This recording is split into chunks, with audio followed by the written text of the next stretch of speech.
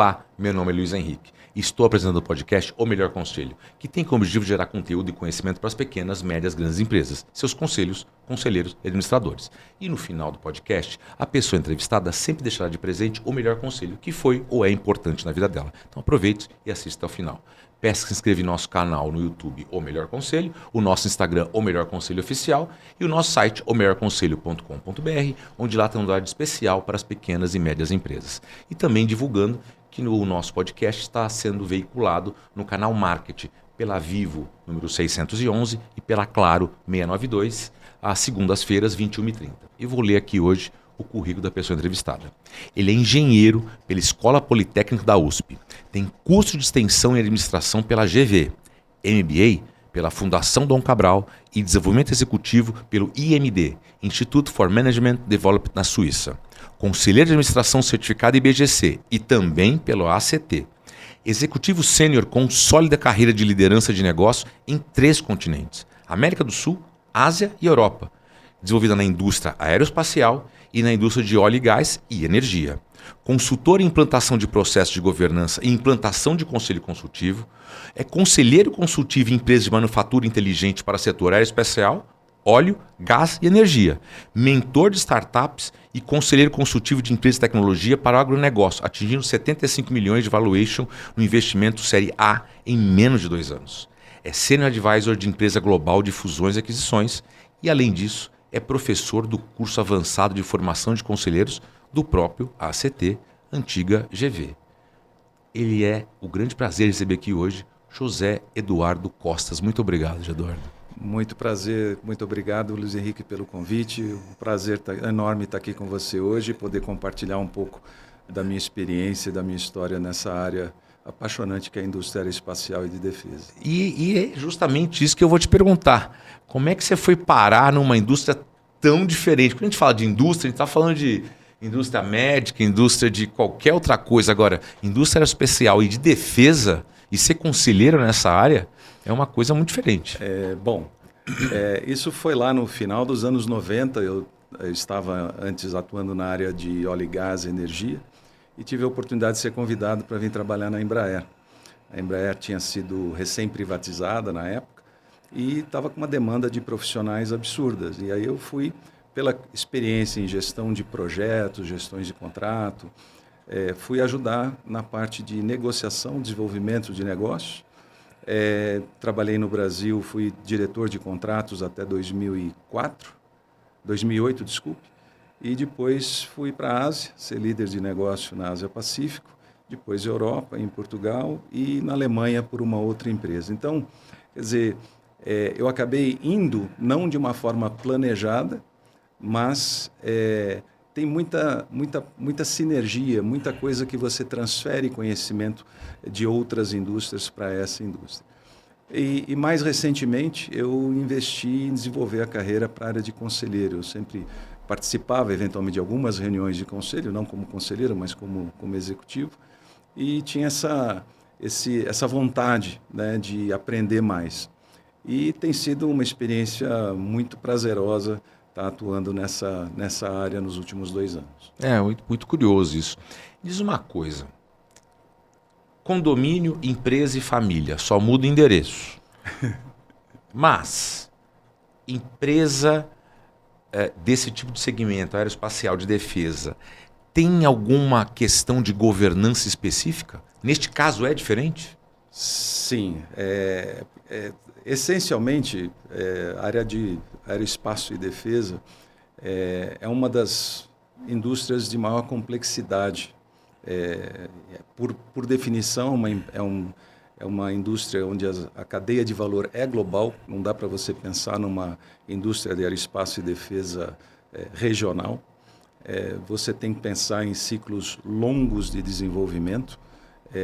Então, a decisão sobre produtos, né, de tecnologia e tudo mais tem que ser muito bem estudada. Você tem que ter ferramentas de como pensar nisso.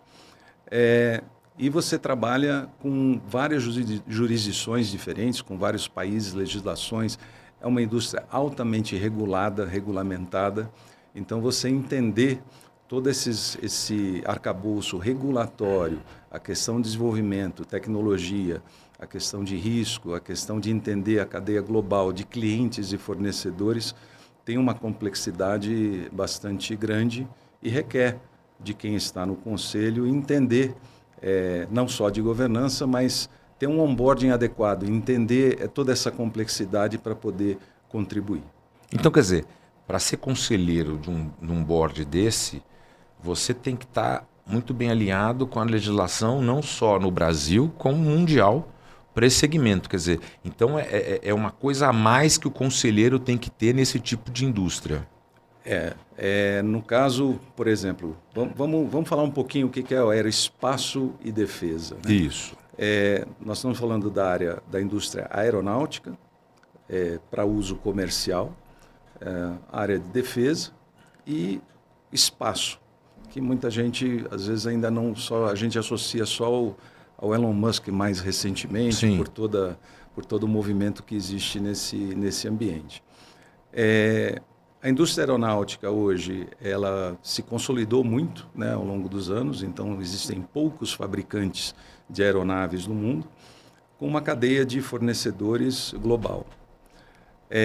Quando você vende um avião comercial, você está vendendo um bem de capital. Então, quem está comprando esse produto vai analisar que competitividade ele vai ter ao usar esse produto ao longo de 15, 20 anos.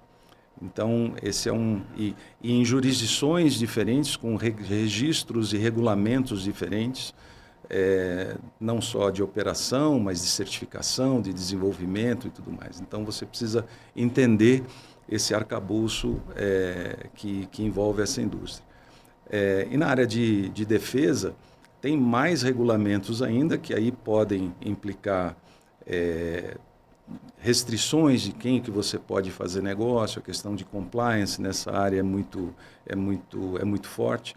Então, você precisa ter um pouco desse onboarding, de entender dessa estrutura toda.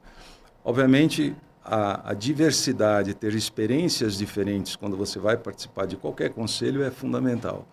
Mas o cuidado de se situar e de aprender e estar constantemente lendo e entendendo o que está acontecendo nessa indústria é fundamental. Acho que todas as indústrias hoje em dia. Né? Antigamente, a gente falava, vamos fazer uma reunião de conselho a cada mês e você se prepara 1 ou 2 horinhas antes e vai lá e faz a reunião de conselho. Isso não existe mais em nenhuma indústria, eu acredito, e muito menos nesse segmento.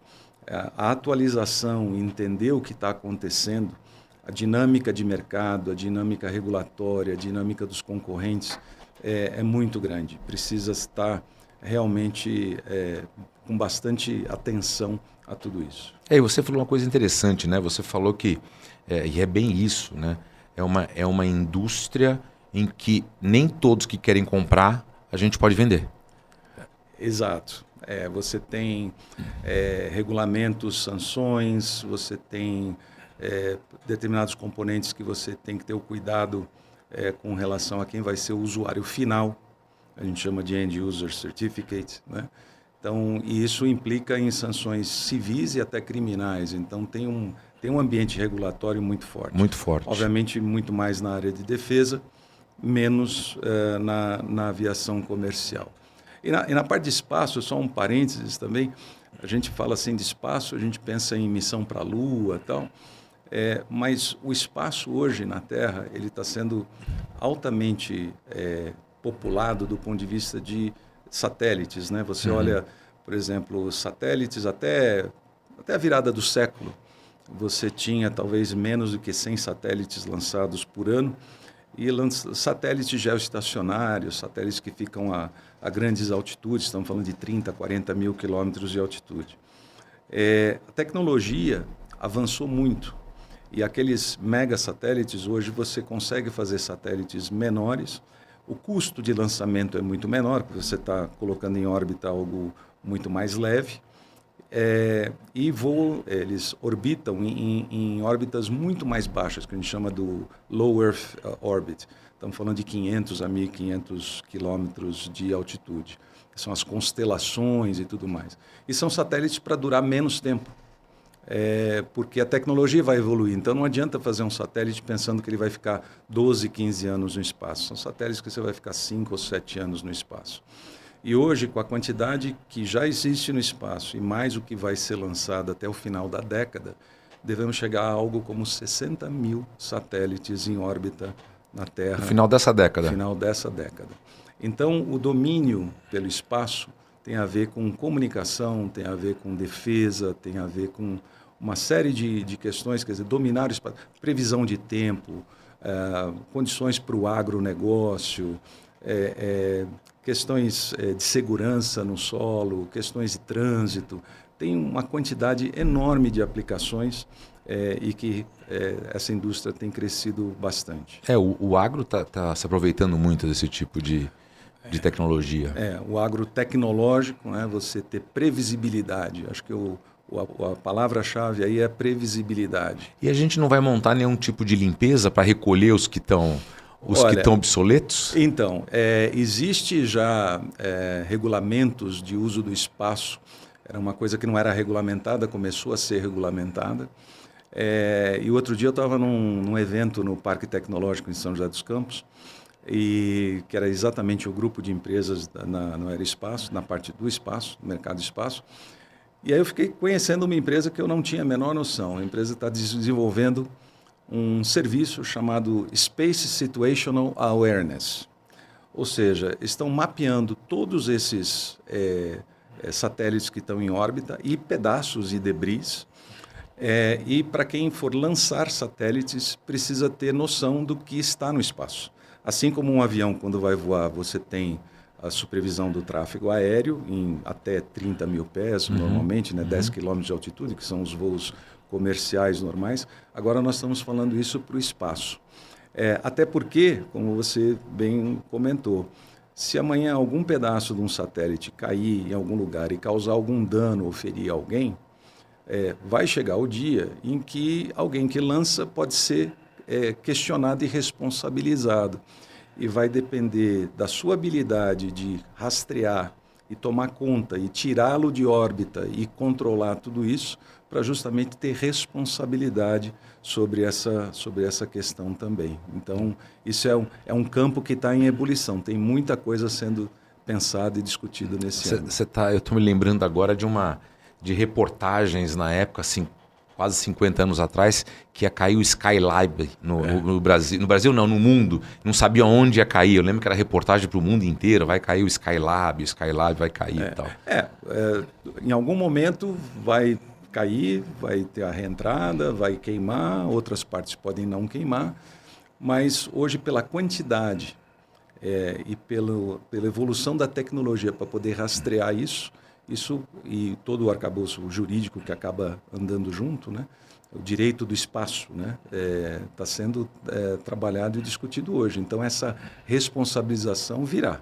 Né? Já tá... Daqui a pouco vamos criar um meio ambiente espacial, né? Quer dizer, o E do ESG, né? Mas veja bem, você tem que praticar o que você fala, né? Claro. Então, se você está falando de governança, está falando de ESG, e você está num conselho de uma empresa que está lançando satélites, você tem que se pensar também, poxa, como é que eu tiro de lá, né? Como é que eu tiro de lá? Até não muito tempo atrás, a indústria de baterias não se preocupava muito com a reciclagem de bateria. Hoje já é um nível de consciência e a logística reversa que é necessário para fazer... Vamos ter que usar a logística reversa nesse caso agora. Tem que pensar, exatamente. Você falou agora há pouco de um avião que fica 15, 20 anos, 25 anos.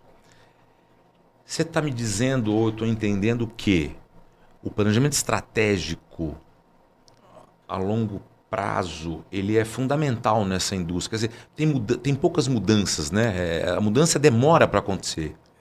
O ciclo de desenvolvimento de uma aeronave, seja ela para que finalidade for, normalmente são ciclos longos e você tem que pensar em desenvolvimento de tecnologia até o momento que ela tem uma maturidade, em inglês a gente chama de nível de prontidão tecnológica, o Technology Readiness Level, tem que estar num nível tal que já está pronto, maduro o suficiente para ser usado no projeto de uma aeronave nova.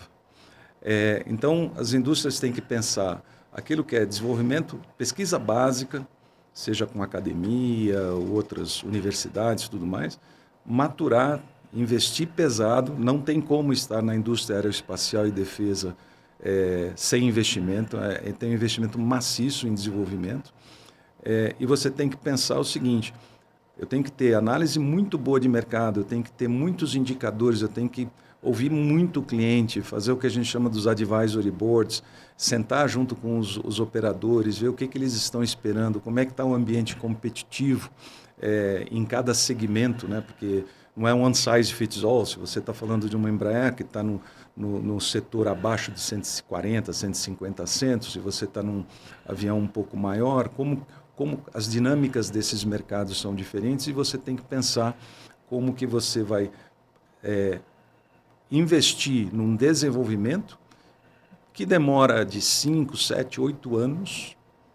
Isso eu estou falando do momento que você aprova um business plan até o momento que sai o primeiro avião de série certificado.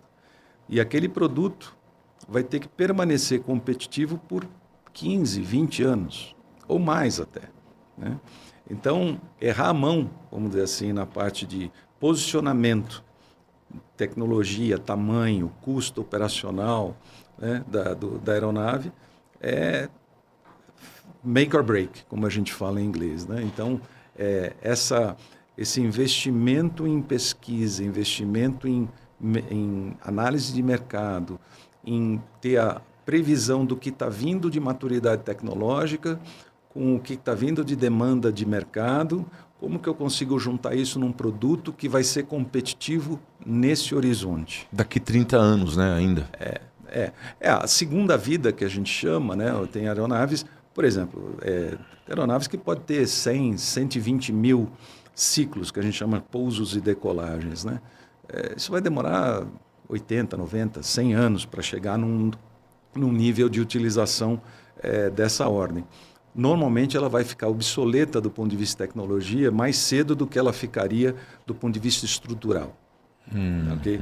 E às vezes, quando a tecnologia avançou tanto, não é mais economicamente viável ter aquilo. Ficar mudando ou fazer o retrofit que a gente chama. Então, essa equação de investimento, de pesquisa de mercado, de inteligência de mercado que a gente chama, é extremamente relevante. No passado, Luiz, era assim, você desenvolvia produto tecnologicamente complexo, como fazer uma máquina que voa, de forma segura e tudo mais, e o mercado tinha que usar aquilo que se conseguia desenvolver. Isso nós estamos falando dos anos 60, né, por aí.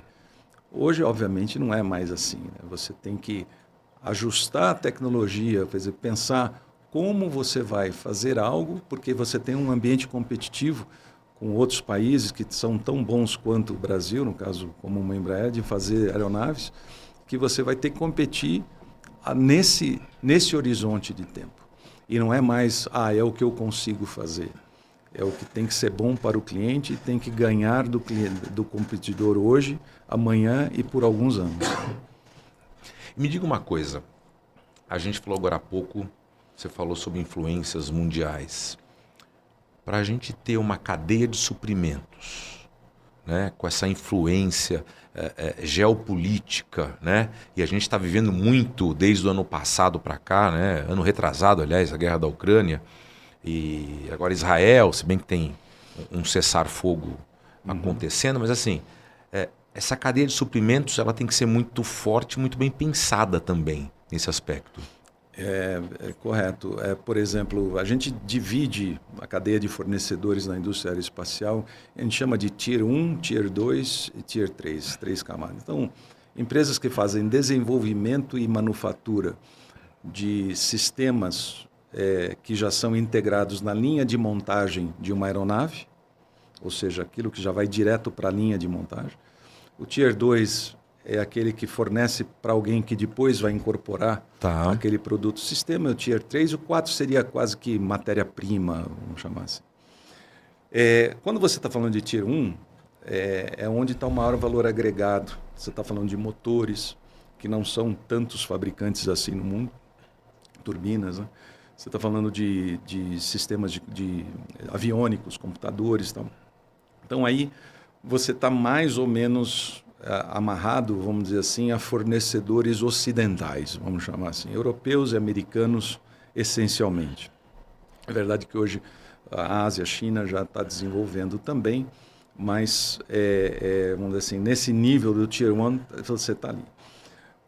Quando você vai indo para outros tiers, por exemplo, quando começou o Covid e depois a questão de guerra e tudo mais, titânio é uma matéria extremamente relevante para a indústria aeronáutica. E os maiores fornecedores de titânio, você está falando de China, você está falando de Rússia. Então você tem que pensar como que eu vou cuidar do meu estoque estratégico em materiais que são extremamente críticos para preservar, para me dar resiliência em termos de cadeia de fornecimento. Aqui um parênteses também, durante a pandemia, a indústria de transporte, bom, todas as indústrias pararam, talvez menos alimentação, mas a indústria de transporte aéreo parou. Né? É um negócio inimaginável, né? Literalmente parou. Quando voltou, você não faz o restart simplesmente, né? E tudo volta ao normal. Teve muito desarranjo da cadeia de fornecedores da indústria aeronáutica no mundo todo. Questões de mão de obra, de pessoas, de falta de pessoas e por aí vai. E falta de materiais também. E o que a pandemia trouxe à tona, e depois também essas questões de guerras, guerra já era um cenário normalmente entendido quando você faz um planejamento de longo prazo, são coisas que podem acontecer, você tem sempre uma visão geopolítica, mas uma pandemia, do jeito que foi, causou um tal desarranjo na cadeia de fornecedores na indústria aeronáutica, que hoje é um limitador para entregar mais avião.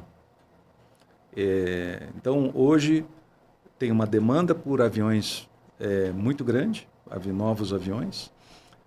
As carteiras têm subido dos fabricantes de avião em geral, e eles não conseguem subir cadência de produção porque a cadeia de fornecedores ainda não voltou ao normal, para você ter uma ideia. Que interessante. E vários dos fornecedores repensando questões de impacto geopolítico, né? Como que eu vou planejar a minha cadeia de fornecedores para ter talvez menos exposição. Quer dizer, é mais um elemento importante na matriz de risco, do ponto de vista de governança, que tem que ser levado em conta e que materialidade isso pode trazer para a tomada de decisão no dia a dia do negócio da indústria aeroespaço.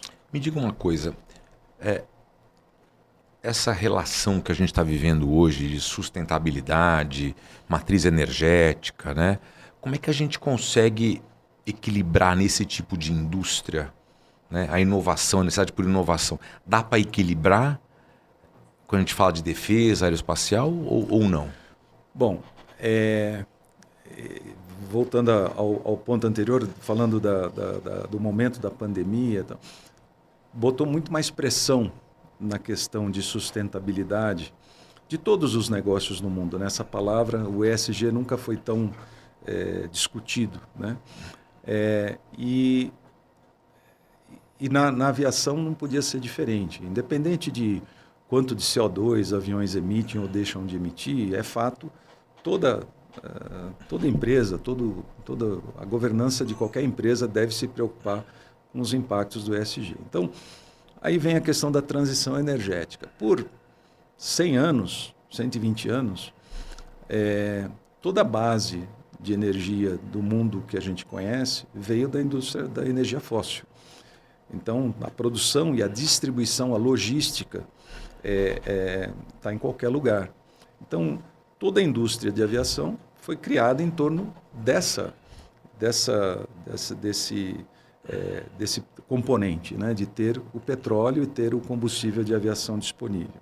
E também porque ele tem uma densidade energética muito alta, capaz de fazer com que você leve 300, 400 passageiros por voos de 12, 14, 15 horas, né, a velocidades aí de 0,8, 0,9 Mach. Então você precisa de muita energia por unidade de peso ou de volume para você fazer esse tipo de missão. A transição energética na aviação está acontecendo, porém, o que a gente vê é que havia ou ainda há uma expectativa de que isso vai acontecer, vamos chamar assim, do dia para a noite. Obviamente, nos aviões maiores vai demorar mais, onde a gente vai começar a ver a transição energética são nos aviões de menor porte. A gente já começa a ver várias iniciativas aí ao redor do mundo de aviões.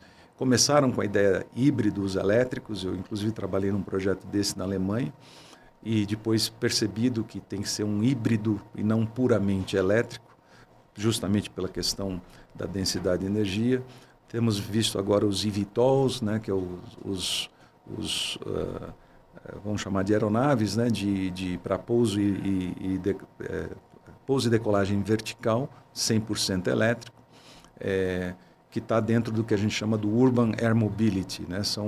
Fazer o last mile, assim como tem o last mile de delivery, de entrega, falar do passageiro que precisa sair do centro de São Paulo, chegar no aeroporto de Guarulhos ou vice-versa, como fazer isso da forma mais eficaz e mais sustentável. Então, aí que, por exemplo, os eVTOLs entram. Então, quando você fala de aeronaves menores, com menor alcance, ter uma propulsão elétrica tende a ser uma solução. À medida que ela cresce, já passa a ser inviável. Aí se discute outras formas de propulsão, hidrogênio e por aí vai. Mas o fato isso é um dos principais drivers hoje de inovação e desenvolvimento tecnológico quando você fala da indústria aeroespacial. Qualquer fabricante hoje tem muito do seu orçamento dedicado para isso, muito do trabalho de pesquisa e desenvolvimento junto com universidades, com os parques tecnológicos e tudo mais, investindo pesado em como vencer essas barreiras, né? E quem fabrica avião tem que pensar o que a gente chama de emissões, escopo 1, escopo 2, escopo 3, quer dizer, o que a minha fábrica emite de CO2. Então, isso já muitas dessas indústrias já mapearam. O escopo 2 tem que atuar na propulsão, basicamente, para emitir menos. E aí o escopo 3 da cadeia de fornecedores é um trabalho hercúleo de muito mais longo prazo, né? E um combustível interessante que já está sendo produzido, ainda numa pequena escala, com um custo unitário ainda muito alto, mas com a escalabilidade deve cair, que é o querosene sustentável de aviação, chamado SAF, Sustainable Aviation Fuel, que o Brasil tem uma posição privilegiada.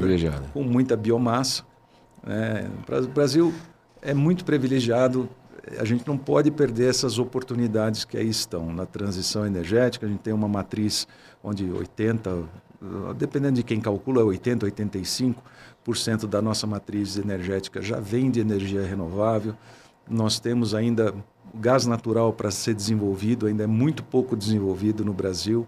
Então, em termos de solução, a Europa, a energia renovável na Europa é menos de 20%. E nós já estamos com 80%. Não à toa, todos esses investimentos, muito do interesse dos investimentos em combustíveis sustentáveis que empresas europeias estão procurando, estão olhando as oportunidades que tem no Brasil. Então, a indústria aeroespacial está no olho desse furacão, de toda essa transição. Esse tipo de indústria aeroespacial, ela respira risco. Respira risco. Então, de um lado, ela respira risco, ela vive risco, e ela tem que vender confiança e segurança. Perfeito. Como é que você faz uma abordagem para mitigar esses riscos? Luiz, quando eu entrei na Embraer, né, a gente começa a ter a questão da cultura de olhar riscos, faz parte de quem faz avião. Você está fazendo algo mais pesado que o ar voar para levar gente. Então, está no DNA da indústria aeroespacial olhar risco, olhar redundância, como que eu desenvolvo sistemas dentro da aeronave para, se algo falhar, eu tenho algo que aquilo não vai levar uma falha catastrófica, como a gente chama.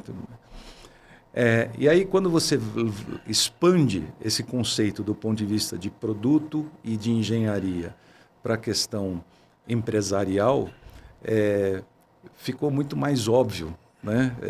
Assim, poxa, eu não posso ficar pensando só na gestão de risco do produto se eu não olho a gestão de risco da empresa. Eu tenho risco tecnológico? Sim, eu posso ter ou não uma tecnologia que vai me deixar numa posição de competitiva melhor ou não. Eu estou apostando que essa tecnologia que eu estou investindo, ela vai maturar num determinado horizonte que eu vou conseguir casar com um produto que eu vou ter um ganho de mercado. Eu tenho que olhar a questão regulatória, né? O mercado é todo regulado, então que mudanças isso pode estar acontecendo no mercado regulatório? Eu tenho que entender isso. O risco financeiro é extremamente alto, né? Você tem que pensar o seguinte: eu preciso investir maciçamente em desenvolvimento, eu tenho longo ciclo de desenvolvimento até eu começar a produzir o avião e eu vou recuperar uma pequena parte daquele investimento a cada unidade que eu vou fazer. E não é uma indústria de alta cadência, como é, por exemplo, você está falando, por exemplo, mesmo um Boeing 737, um A320, nós estamos falando de 700, 800 unidades, 600, já depende da cadência, mas em torno de 600 unidades ano. Produz-se por 10, 15 anos, você está falando de 9 mil, 10 mil unidades. Na indústria automobilística isso não é nada. Então, você tem uma aposta, tem um risco financeiro, você tem que pensar em como trazer esse capital. Se a empresa está no mercado de capitais, obviamente fica mais fácil, vamos dizer assim, de captar recursos, mas não só é importante para a empresa em si que está fabricando os aviões, desenvolvendo os aviões, mas também achar solução de capital para quem compra os produtos. Então, você tem que pensar como que o meu produto vai ter o melhor valor residual lá na frente, porque se o meu produto não for bom para reter valor, o custo do financiamento para o meu cliente vai ser maior. Se eu não suportar esse produto do ponto de vista de pós-venda, peças, manutenção, treinamento de piloto e tal, numa escala global e com qualidade, vai ser aquele produto que alguns operadores falam: eu não quero esse porque esse tem uma deficiência tal. Isso quer dizer o quê? Um valor menor. Então, as empresas de leasing, empresas que financiam aeronaves, vão falar: opa, esse produto para mim tem mais risco. Sem falar de risco país, sem falar de outros tipos de risco. Então, todo esse mapeamento de riscos na empresa como um todo, olhando o processo, olhando a questão de tecnologia, olhando a questão financeira, é fundamental. Isso é uma ferramenta que não há como viver sem ela. E cada dia você descobre coisas novas que podem trazer um risco diferente, né? Você está sempre mexendo na matriz de risco, né? Mitigando alguns, trazendo alguns que estavam num ponto meio de desconforto, como que eu vou me preparar para aquilo, e outros movimentos. Preparação para crise, né? Planos de crise, né? Acho que a indústria aeronáutica é uma das precursoras em termos de plano de crise. É óbvio que a gente não quer, mas obviamente acidentes aeronáuticos vão acontecer, seja por questões operacionais, sejam por questões de produto, falhas, tal. Por melhor, né, que você invista em gestão, governança, risco, isso pode acontecer. Então você tem que planejar como que você vai atacar essas crises, né? E acho que todas as últimas crises, por exemplo, a pandemia trouxe uma lição enorme também. Aquilo que era inimaginável. Não, a indústria aeroespacial vai parar no mundo por 2 anos. Se falasse isso, ninguém acreditava. Não, já aconteceu. Então, como que você cria resiliência, como você tem planos de mitigação se esse tipo de situação um dia vier a acontecer novamente? Isso, você falou uma coisa muito interessante, né? Quer dizer, por quanto tempo eu tenho que financiar uma operação dessa até sair o primeiro avião, e não é no primeiro avião que eu vou recuperar todo esse período. Exatamente. Tem alguma melhor prática para isso? Melhor prática? Bom, Eu lembro, por exemplo, quando a Embraer foi recém-privatizada, a Embraer era um enorme risco para quem comprasse avião da Embraer, né? Porque era uma empresa que era conhecida, vamos dizer assim, do ponto de vista de ter tecnologia, mas era uma empresa recém-privatizada, ainda com uma série de questões de sustentação do negócio a médio e longo prazo. Então, quando a Embraer trouxe o RJ 145, 135, foi o produto da virada, vamos chamar assim, foi um alinhamento de planetas, como a gente fala, né? Porque o mercado americano estava substituindo turbohélices por jatos e a gente estava com o produto na hora certa no principal mercado da aviação regional. E ali foi um aprendizado enorme, né? E todas essas questões que eu comentei antes vieram à tona. Poxa, o meu cliente precisa ser financiado, então eu tenho que olhar como que eu faço um produto, faço um projeto, posiciono o meu produto para ter menor percepção de risco, como que eu desenvolvo um suporte ao cliente de forma global para que o cliente perceba que ele vai ser suportado durante todos esses anos que ele vai operar, que o produto também eventualmente tem melhorias e modificações. Isso acontece, né?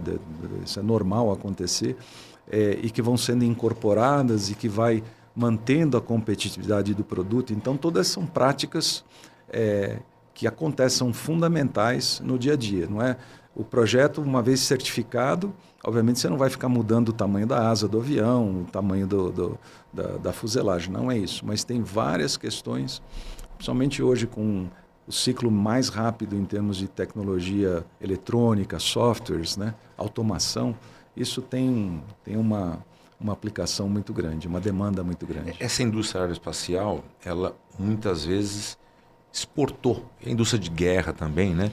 Exportou muita tecnologia para o setor civil. Como é que a indústria aeroespacial está exportando? Você vê isso aqui no Brasil, ela exportar habilidade para outro tipo de segmento? Olha, Luiz, o Brasil exporta uma coisa fundamental, são talentos. Hoje é impressionante a quantidade de engenheiros brasileiros que trabalham na indústria aeroespacial no mundo, porque nós temos essa competência reconhecidíssima, né? Então, não estamos falando só dos grandes nomes usuais, né, que a gente sempre está andando de avião por aí, mas outros que às vezes não são tão falados. Na questão de desenvolvimento tecnológico, a área de defesa tem um papel fundamental, e aí depende muito de investimento, iniciativas de governo, em todos os países, para fazer aquele desenvolvimento core, aquela coisa que é o mais complexo e que vai gerar frutos para a nação e para o país a longo prazo. O transferir tecnologia é natural quando você vende algum produto da área de defesa, discutir o que a gente chama de offsets, né?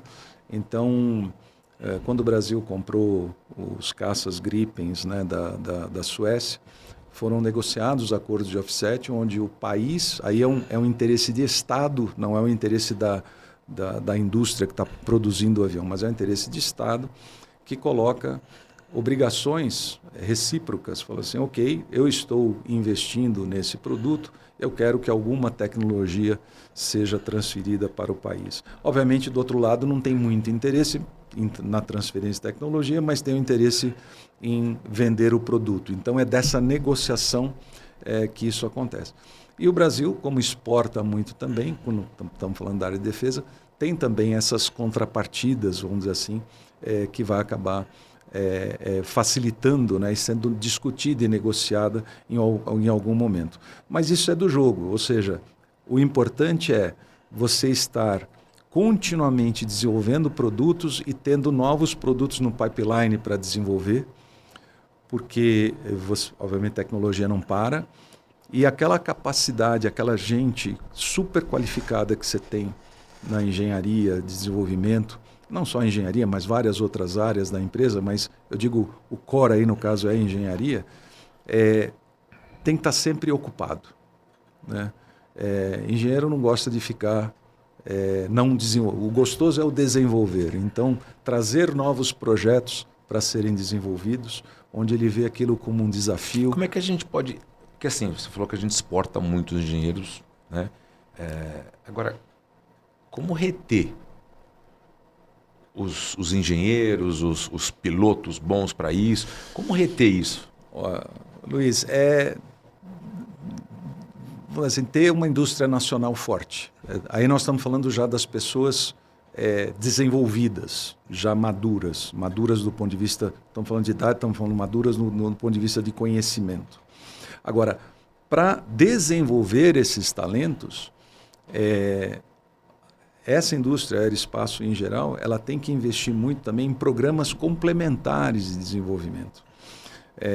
Na Embraer tem até hoje o que a gente chama de PE, que é o Programa Embraer de Excelência, né? Então, traz engenheiros novos a todos os anos, a quantidade obviamente varia, mas aqueles engenheiros vão ficar lá 18 meses trabalhando, mas também estudando e aprendendo a cultura Embraer, o jeito Embraer de fazer desenvolvimento. E isso eu estou falando da Embraer, mas as outras também acabam indo mais ou menos nessa direção, porque é muito difícil você trazer alguém das melhores universidades e já entra jogando. Sim. O tomar decisão nesse tipo de indústria requer um pouco mais de maturidade do ponto de vista de negócio. E aprender em grupos e transferir esse conhecimento, compartilhar o conhecimento, o aprendizado contínuo, né? E, obviamente, vem com a transparência de como que essa indústria trabalha para poder desenvolver pessoas. Eu acho que na compra de submarino o Brasil fez isso, né? Eu compro submarino, mas eu também quero um pouco da sua tecnologia. Aí entra os contratos de offset. José, essa é a hora que a gente chega no programa e que eu cobro um presente. Assim, eu não espero, eu não peço para o Pai Noel, eu cobro um presente. E é a hora que eu vou te cobrar o melhor conselho que você pode deixar para a gente aqui.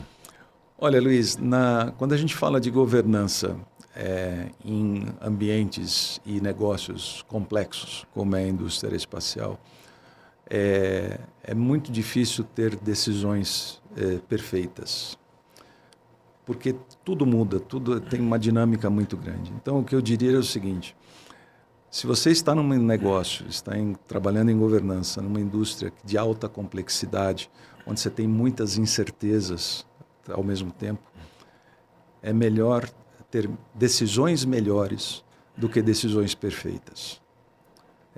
A busca da perfeição, às vezes, faz com que a gente perca o foco.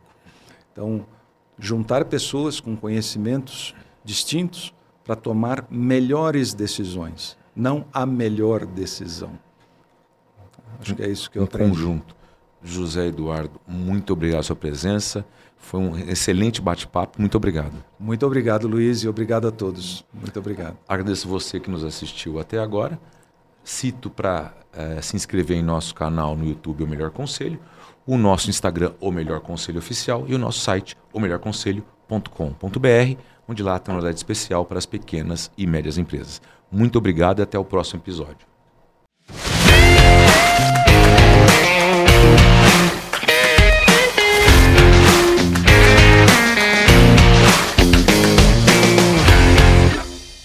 Esse podcast foi produzido por Gramofone Podcast.